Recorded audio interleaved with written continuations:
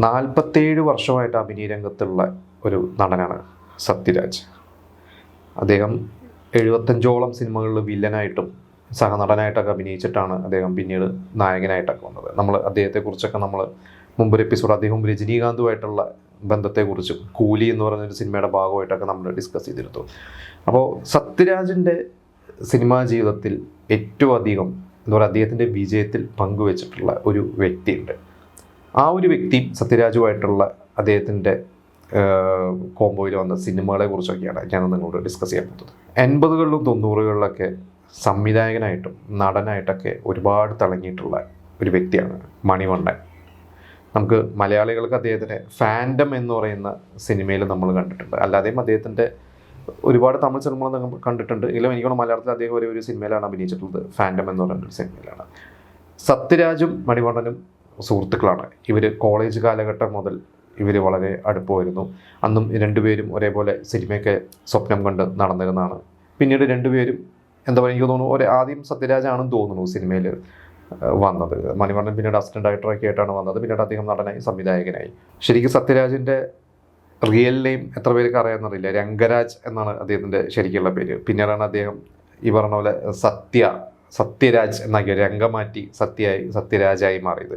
അപ്പോൾ സത്യരാജായി മാറിയ ശേഷം അദ്ദേഹം ഒരുപാട് വില്ലൻ റോളുകളും അറിയാം. രജനീകാന്തിൻ്റെ അച്ഛനായിട്ടൊക്കെ അഭിനയിച്ചു. അതായത് സത്യരാജിന് അന്ന് 31 വയസ്സും രജനീകാന്തിന് 35 വയസ്സുള്ള സമയത്താണ് അദ്ദേഹത്തിൻ്റെ അച്ഛനായിട്ടൊക്കെ വേഷം വെച്ചത്. അപ്പോൾ അദ്ദേഹം ഇമേജ് ഒന്നും നോക്കാതെ ഓടി നടന്ന് എന്താ പറയുക വില്ലൻ റോളുകളും ക്യാരക്ടർ റോളുകളും കൂടും. വില്ലനായിട്ടൊക്കെ നമുക്കറിയാം കമൽഹാസൻ, രജനീകാന്ത്, വിജയകാന്ത് ഇവരുടെയൊക്കെ സിനിമ കൂടും വില്ലനായിട്ടൊക്കെ അഭിനയിച്ചിട്ടുണ്ട്. അങ്ങനെ 100ാമത് നാൾ എന്ന് പറയുന്ന ഒരു സിനിമ, ആ ഒരു സിനിമ നമ്മുടെ മണിവണ്ണനാണ് ഡയറക്റ്റ് ചെയ്തത്. അതാണ് സത്യരാജിന് ഒരു ബ്രേക്ക് ആയത്. പിന്നീട് ഒരുപാട് സിനിമകൾ സത്യരാജിനെ നായകനാക്കി ഹിറ്റുകൾ കൊടുത്ത സംവിധായകനാണ് മണിവണ്ണൻ. ജനുവരി 1, അമേദി പടൈ എന്ന് പറഞ്ഞ് കുറേ സിനിമകൾ, 24 മണി നേരം. അതിൽ അമേദി പടൈ എന്ന് പറയുന്നൊരു സിനിമ അന്ന് തിയേറ്ററുകളിൽ 200 ദിവസമോ 250 ദിവസത്തോളം തിയേറ്ററിൽ ഓടിയൊരു സിനിമയാണ്. 94ലാണ് ആ ഒരു സിനിമ ഇറങ്ങിയത്. ഈ ഒരു സിനിമയുടെ സീക്വൽ കുറേ വർഷങ്ങൾക്ക് ശേഷം 2013 മണിവണ്ണൻ സത്യരാജിനെ വെച്ച് തന്നെ ചെയ്തു. പക്ഷേ ഈ ഒരു സിനിമ അന്ന് തിയേറ്ററിൽ അത്ര വിജയമല്ലായിരുന്നു. ഈ ഒരു സിനിമ തന്നെയാണ് മണിവണ്ണൻ്റെ അവസാനത്തെ സിനിമ. അദ്ദേഹം എനിക്ക് തോന്നുന്നുണ്ട് ഇതിൽ അഭിനയിച്ചിട്ടുണ്ട്. പക്ഷേ ഈ ഒരു സിനിമയോട് കൂടിയാണ് 2013 തന്നെയാണ് അദ്ദേഹം മരിച്ചത്. അപ്പോൾ സത്യരാജിനായിട്ട് ഭയങ്കര ബന്ധമാണ്. സത്യരാജ് പറഞ്ഞിട്ട് മരിക്കുന്നതിന് തലേ ദിവസം വരെ ഫോണിൽ സംസാരിക്കുകയും അടുത്ത പ്രൊജക്റ്റിനെ കുറിച്ച് സംസാരിക്കുകയും അങ്ങനെയൊക്കെ ചെയ്തിട്ടുള്ള ആളായിരുന്നു മണിവണ്ണൻ. എന്തായാലും അധികം ജീവിച്ചിരുന്നെങ്കിൽ ചിലപ്പോൾ സത്യരാജിനെ വെച്ച് വീണ്ടും നല്ല സിനിമകൾ ഒരുപാട് സംഭവിക്കുമായിരുന്നു. എന്തായാലും സത്യരാജിൻ്റെ ഒരു കരിയറിനെ കുറിച്ച് നമ്മൾ പറയുകയാണെങ്കിൽ മണിവണ്ണൻ എന്ന് പറയുന്ന ഒരു സംവിധായകൻ്റെ ഒരു പങ്ക് വലുതാണ് അദ്ദേഹം. കാരണം വില്ലനായി നടന്നിരുന്ന ഒരു സത്യരാജിനെ നായകനാക്കി വേറെ സംവിധായകർ സിനിമ ചെയ്തിട്ടുണ്ടെങ്കിലും മണിവണ്ണൻ ചെയ്തൊരു സിനിമകളിലാണ് സത്യരാജ് ഒരു താരമൂല്യമുള്ള ഒരു ഹീറോ ആയിട്ട് മാറിയത്. കാരണം 85-86 കാലഘട്ടത്തിൽ വില്ലനായി നിന്നിരുന്ന സത്യരാജ് ഒരു 88 ഒക്കെ ആയപ്പോഴേക്കും ഹീറോ ആയിട്ട് എന്താ പറയുക പിന്നെ സെറ്റായി നമുക്ക് പറയാം. കാരണം ഞാൻ എവിടെയോ വായിച്ചിട്ടുണ്ട്, ഒരിക്കൽ രജനീകാന്താണ് സത്യരാജിനെ കൂടെ അഭിനയിക്കുമ്പോഴൊക്കെ കുറച്ച് ടിപ്സൊക്കെ കൊടുത്തിട്ട് എങ്ങനെ ഒരു ഹീറോ ലെവലിലോട്ട് ഉയരാം എന്നൊക്കെ രജനീകാന്ത് കുറേ ടിപ്സ് കൊടുത്തിട്ടുണ്ടെന്നൊക്കെ ഞാൻ വായിച്ചിട്ടുണ്ട്. അതുപോലെ തന്നെ 88-89 ആ കാലഘട്ടത്തിൽ തമിഴ് സിനിമയിൽ എന്തോ ഒരു സിനിമാ സമരം അസോസിയേഷൻസിൻ്റെ എന്തോ ഒരു സമരം സംഭവിച്ചപ്പോൾ ഒരു എന്താ പറയുക സിനിമാ ലോകം തന്നെ സ്തംഭിച്ചു പോയി. കാരണം അന്ന് ഷൂട്ടിംഗ് നടക്കുന്നില്ല. അങ്ങനെ ഒരു പ്രശ്നം വന്നു കഴിഞ്ഞപ്പോൾ അന്നത്തെ ഒരു സീനിയർ ഹീറോസ് അല്ലെങ്കിൽ എന്താ പറയുക ഒരു താരമൂല്യമുള്ള കുറച്ച് ആളുകൾ കൂടിച്ചേർന്ന് ഒരു കോംപ്രമൈസ് മീറ്റിംഗ് ഒക്കെ നടത്തിയതും അന്ന് തമിഴിലെ ടോപ്പ് 4 ഹീറോസ് എന്ന് പറഞ്ഞാൽ രജനീകാന്ത്, കമൽഹാസൻ, വിജയകാന്ത്, സത്യരാജ്. അതായത് ഓൾറെഡി രജനി, കമൽ, വിജയകാന്തൊക്കെ 80s തുടങ്ങുമ്പോൾ തന്നെ ഒരു ഹീറോസാണ്.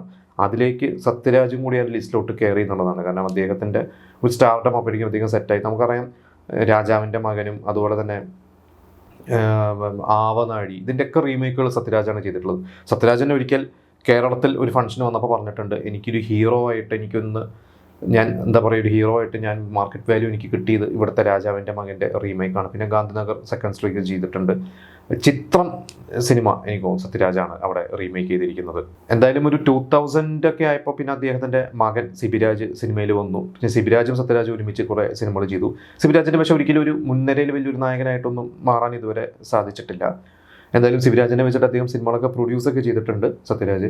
അത് കഴിഞ്ഞ് പിന്നെ 2010 ശേഷമാണ് ശരിക്കും പറഞ്ഞാൽ അദ്ദേഹത്തിൻ്റെ നേരത്തെ പറഞ്ഞ 2012 നൻപൻ സിനിമയിൽ നമ്മൾ അദ്ദേഹത്തെ കണ്ടു. അത് കഴിഞ്ഞ് പിന്നെ എല്ലാവരും പറയും, ഇന്നത്തെ ജനറേഷനെ ആരോട് ചോദിച്ചു സത്യരാജ് എന്ന് പറഞ്ഞ്, എനിക്കൊണ്ട് കൊച്ചുകുട്ടികൾക്ക് വരെ സത്യരാജ് എന്ന് പറഞ്ഞു കഴിഞ്ഞാൽ കട്ടപ്പയാണ്. പിന്നെ ബാഹുബലിയാണ് അദ്ദേഹത്തിൻ്റെ ഒരു കരിയറിൽ വേറൊരു തരത്തിലോട്ട് മാറ്റിയത്. പിന്നീട് നമുക്കറിയാം എത്രയോ സിനിമകൾ, പല സിനിമകളും അച്ഛൻ റോളുകളും, രാജാറാണി പോലത്തെ സിനിമകളായാലും, പിന്നെ മെർസലാണ്, കുറേ സിനിമകളുണ്ട് അദ്ദേഹം. പിന്നെ അദ്ദേഹം അതിന് ശേഷം പിന്നെ നായകനായിട്ടൊന്നുമല്ല, പിന്നെ അദ്ദേഹം ക്യാരക്ടർ റോളുകളിലേക്കൊക്കെ മാറി. എന്നാലും ഇനിയും സത്യരാജൻ എന്താ പറയുക, സത്യരാജന് ഇനിയും എത്രയോ ഗംഭീരമായിട്ടുള്ള റോളുകൾ ചെയ്യാൻ ഉണ്ട് അദ്ദേഹത്തിന് ശരിക്കും. ഇപ്പോൾ നമ്മൾ കൂലിയിൽ രജനീകാന്ത് സത്യരാജ് കോംബോ വീണ്ടും ഒരുപാട് വർഷങ്ങൾക്ക് ശേഷം വരണു എന്നൊക്കെ പറഞ്ഞ് കുറേ പ്രതീക്ഷ ഉണ്ടായിരുന്നു. പക്ഷേ ആ പ്രതീക്ഷയ്ക്കൊത്ത് ഉയർന്നോ ആ ഒരു സിനിമയും സത്യരാജൻ്റെ റോളും എന്ന് ചോദിച്ചു കഴിഞ്ഞാൽ ഇല്ല എന്ന് പറയേണ്ടി വരും എന്തായാലും. പക്ഷേ ഇനിയും നമുക്ക് അദ്ദേഹത്തിൻ്റെ മറ്റൊരു തരത്തിലുള്ള എനിക്ക് തോന്നുന്നു അധികം നല്ല ശക്തമായ വില്ലൻ വേഷങ്ങൾ ഇനിയും അദ്ദേഹത്തിന് ചെയ്യാൻ സാധിക്കും. കാരണം അദ്ദേഹം വില്ലനായിട്ട് വന്ന ഒരാളാണ്. അപ്പോൾ രജനീകാന്ത് ഒരിക്കൽ പറയാറുണ്ട്, രജനീകാന്തിൻ്റെ നല്ല വില്ലൻ റോളുകൾ ചെയ്യാൻ താല്പര്യമാണ്, തുടക്കകാലത്ത് വില്ലൻ റോളുകളൊക്കെ ചെയ്ത പോലെ ചെയ്യാൻ താല്പര്യമാണ്, എല്ലാവരും പറയാറുണ്ട്. അപ്പോൾ സത്യരാജിൻ്റെ ഈ പറഞ്ഞ പോലെ നല്ല ശക്തമായിട്ടുള്ള വില്ലൻ റോളുകളും നമുക്കിനി പ്രതീക്ഷിക്കാം. എന്തായാലും സത്യരാജ് എന്ന് പറയുന്ന നടൻ്റെ ആദ്യകാലത്തെ സിനിമകളൊക്കെ നിങ്ങൾ കണ്ടിട്ടുണ്ടെങ്കിൽ നിങ്ങൾ ആ സിനിമകളെക്കുറിച്ചൊക്കെ നിങ്ങളുടെ അഭിപ്രായങ്ങൾ നിങ്ങൾ നമ്മളോട് ഷെയർ ചെയ്യാം.